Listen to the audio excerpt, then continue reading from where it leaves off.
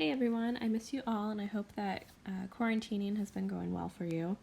So this week I wanted to run things a little differently. So instead of posting an assignment every day, I'm just going to post it right away on Tuesday, just everything you'll need for the week. And then you can do it at your own pace. You don't have to turn it in every day, which makes it easier on everyone. So just make sure to get it in Sunday by midnight. And so I'll have everything. So if you are on it and you like to get things done, you can do that and get it done right away. Or if you're like me and can be known for procrastinating, you can get it turned in Sunday as well. So I'm just going to run it that way. So I'm just going to lay out what we're going to do this week. We're going to do double exposure, which double exposure is 2 or more photographs merged together. And you can create really interesting like compositions and shapes out of double exposure. So we're going to explore that this week. So just as a introduction, here are some examples of double exposure. You can see there are 2 or more photographs merged together, which can create a really beautiful effect. Here's some more examples. Portraits look really cool. Landscapes can look really cool. There are just a million different cool compositions you can create with double exposure. More examples here. So I'll have this slideshow posted on Schoology so you can go through this yourself. I think nature with portraits can create really beautiful double exposure. Just portraits in general, but if you're not a portrait person, that's totally fine. You can do like still life or nature, things like that with double exposure as well. Okay. So our project for this week, you're going to create 6 double exposure photographs. All of them will be in black and white. Remember, we're working in black and white recently. I've been having you do that because I think black and white really helps you focus more on the structure of the photograph first and figuring out composition, and then you can add in color later on once you feel like you have composition down. So I just think it's a really good exercise, and it just black and white always looks nice. It's classic. Okay, so in the next few slides, I'll show you, I have 6 composition examples. So you're going to make you're just going to have 1 photograph per composition type that I outline. So you're going to use Snapseed to edit each of these 6 photographs. And then you'll, at the end of the week, submit all 6 photographs using whatever is easiest for you, slideshow, PDF document, whatever clearly you can like write, this is what type of composition this is next to your photograph so I know what composition you're aiming for, and submit all of it again this Sunday, April 5th by midnight. So the 6 different, this is first, so what I'm grading you guys on, so making sure that you have the double exposures that follow the compositions I'm about to go over. So I have them listed here, all the different compositions we're about to go over, just as a reminder. And then also last week we worked on getting correct exposure levels, so I want you to maintain that and make sure your photographs aren't overexposed or underexposed. And maybe you have to edit them a little bit to, make the highlights like a little more subtle, or make some part of it brighter so it's not underexposed. So I'm making sure that all the photographs are edited and you follow the composition type. So number 1 composition type, I called it different angles. So you can use either a model or an object or something, but photograph 2 different angles of that, either subject or object. And you'll merge the 2 different photographs together. You're going to use Snapseed to merge the photos together. It's really easy, and I'll show you right after this slideshow how to do that. So basically, on your iPad, you'll take 2 different photos, 2 different angles of the same either person or object, and merge them together to create an interesting composition. So all these pictures I'm about to show you, I used with my school iPad, and I used Snapseed, so it's really possible to get cool shots with your iPad and Snapseed, so there's a lot of different possibilities. I'm not using any fancy cameras at home or anything like that. I'm using all the equipment that you guys have at your hands. So yeah, different angles, 2 different angles of a person or an object merged together. Okay, this one, so same concept. Oops, let me go back. There we go. So you can photograph anything you want. It could be a person, it could be an object. Just make sure to flip one of those images upside down in the Snapseed app. I keep wanting to say snapshot because I have car insurance that's called Snapshot, so I apologize. So yeah, this one is upside down, one of them right side up, and you can create interesting compositions with that too, kind of double exposure with just 2 different angles, which makes it interesting. Okay, I called this one up close and far away. So you'll take one photograph from a distance and the other one up close as you can get in focus. And you'll merge the 2 photos together. So this one almost created an abstract composition, which is totally fine. Be creative, create some abstract compositions if you want to. So I kind of stepped back and took a picture of a stem of a plant that I have. And then it's kind of harder to tell, but I got really up close and got the texture of one of those that plant. So I kind of stepped back and got the whole stem, and then I stepped really close to it and got the texture of the leaf and combined them. So it's kind of subtle, the leaf part, but you can still see the overall shape of it and some of the texture coming through in the darker areas of this photograph. Next one is, I called it straight edges versus curvy lines. So one photograph captures something that has straight edges to it. So in my case, I captured a picture of a window pane. So kind of straight edges there. And then I got another photograph of a different plant that has kind of these curvy leaf shapes to it as it like hangs down. And I merged them again in Snapseed and created an interesting composition that way. This one I captured 2 different photographs. Both of them were different objects, but they had a cool texture to them. So one of them, the most predominant one, is a planter, like a pot, and it's got a cool texture to it. And then the second picture is a plant leaf up close, and you can kind of see the ridges in it. So I thought that 2 different textures could work cool together. And the final one, your choice. So you get to come up with a cool technique to try out. Only requirement is that you make it a double exposure, so have at least 2 photos in there. The app lets you add as many pictures as you want, so it could be more than 2 photographs merged together, which is what I did here.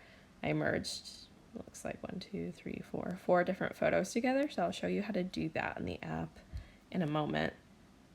But again, your choice. Let's see, texture, so 2 different textures, straight edge versus curvy lines, up close versus far away, flipped upside down, and different angles. Okay, so now I'm gonna hop over to Snapseed and just show you how to do this real quick. So this is what pops up when you open the app. So add in, let's see, excuse my ugly portraits over there.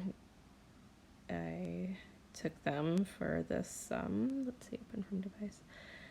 I took them as an example, but not the most flattering lighting with a flash on my face. Okay, so I wanted to recreate the upside down, the flipped portrait for you guys.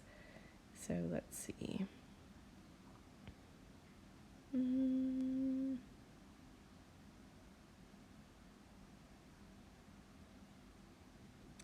I will start with this one here. And does not look great right now, very overexposed in the background. Nothing fabulous happening with this photograph yet. But what we're gonna do is hit Tools right here, and then go to Double Exposure.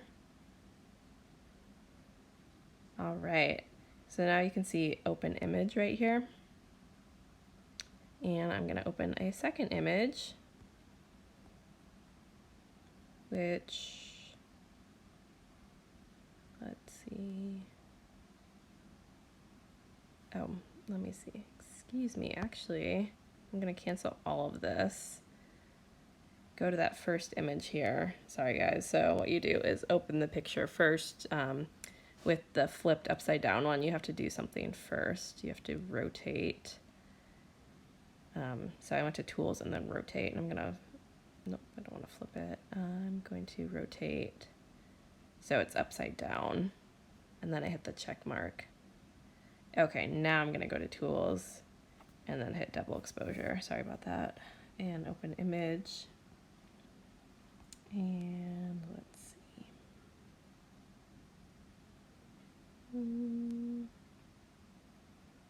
Gonna do one that's opposite, so like that.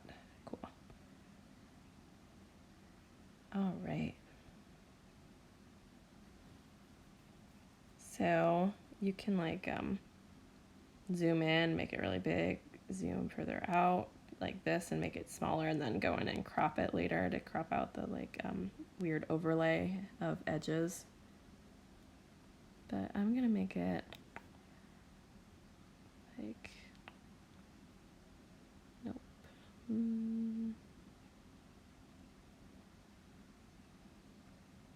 Be like that. Okay. So transparency here, you can, the image you just opened up, you can make it more opaque or more see-through. I think I'm gonna do it like soft like that.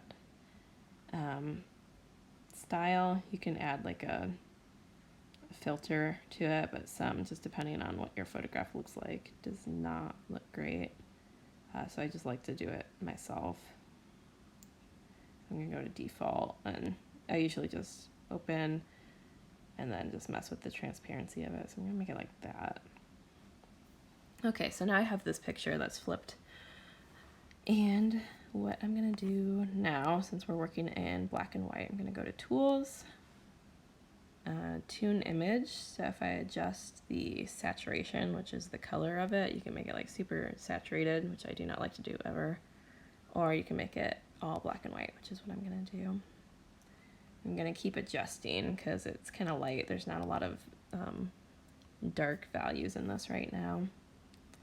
So I'm going to go to shadows and drag down the shadow so it's a little darker. I'm also gonna go to contrast and bump that up. I like high, not that extreme, but I like a range of values in there. I like to have contrast in a photo. Okay, let's see what else we could do to it. Highlights. It's a little bright in the background, so I'm gonna bring the highlights down a bit. And let's see. Maybe like that.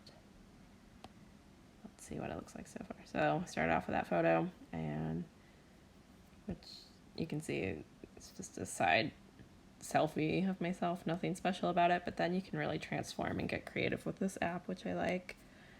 So there is your flipped image. I wanted to do one more just to show you. So all those other photographs, so you just hit open. You'll want to make sure to export and save your picture, and you can modify the photo. So make sure you save it before you open up a new one. And let's see. I was also gonna do one where it's like that multiple, that was my choice, the one where you choose the composition type. I did 4 pictures on repeat, kind of a side profile of my face. I'm going to show you how to do that one real quick, 'cause those are the 2 most complicated of the editing.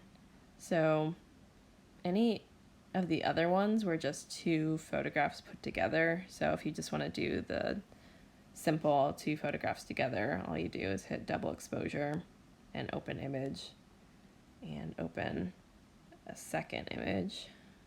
So I just opened the same image, and I'm just going to move it over because it looks like what just happened? Nothing happened, but you just gotta move it over just a little bit, and again, mess with the transparency. And boom, you have a double exposure, but I'm gonna keep going and hit double exposure again and add that same picture. And just kind of move it down and over. Check. And then I don't like that you can see that overlap in the top left corner, so I'm going to crop it.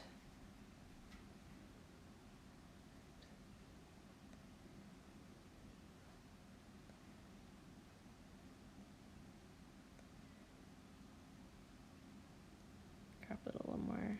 Just my profile. Boom. Okay. Now again, I'm going to go to tune the image and adjust it, and we're going to make the saturation so that it is black and white. Here we go. Going to adjust the highlights, make it a little brighter because I took this picture like 20 minutes ago and it's dark, and dark iPhone photos usually don't turn out that great. Okay, can make the contrast bump up a little bit. And lastly, let's see, add some shadows. Nah, too much, too extreme. Hit the check mark, and again, just export and save it and modify.